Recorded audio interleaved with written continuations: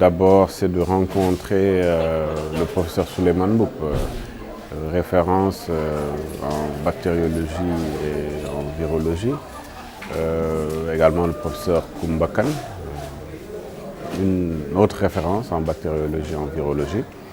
L'objectif est d'échanger sur la COVID-19, mais également la particularité virologique de cette pathologie,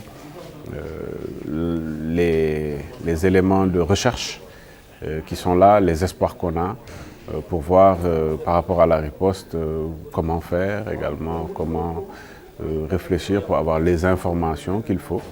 Et plus on a d'informations, plus également ces informations peuvent être mises à la disposition aussi des Sénégalaises et des Sénégalais pour qu'ils se préparent à chacun là où il est, prendre en charge ce qu'il doit prendre en charge.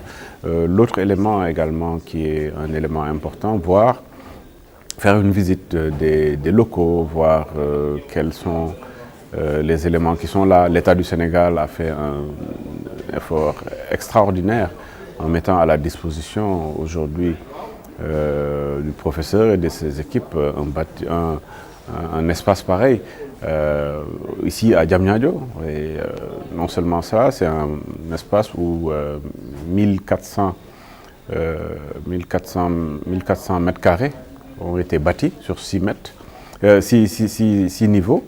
Et le plus important, c'est qu'à l'intérieur, nous avons quand même vraiment le dernier niveau, vraiment les derniers cris en termes de recherche, en termes de recherche bactériologique, virologique, etc. C'est très important de savoir que le Sénégal a cela comme avancée.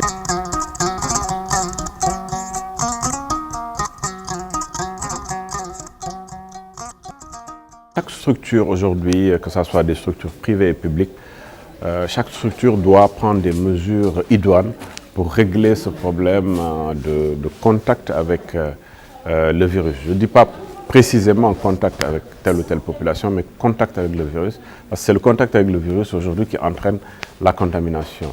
Alors, bon, nous également, au niveau de l'Agence sénégalaise de promotion des exportations, nous avons beaucoup de prestations qui se font avec les usagers.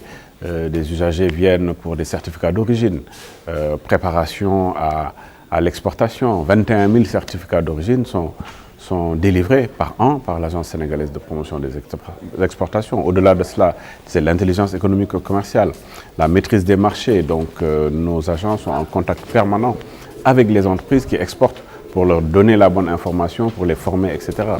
Donc aujourd'hui, ce qu'on met de côté déjà, ce qui n'existe plus, c'est les regroupements de grande envergure qui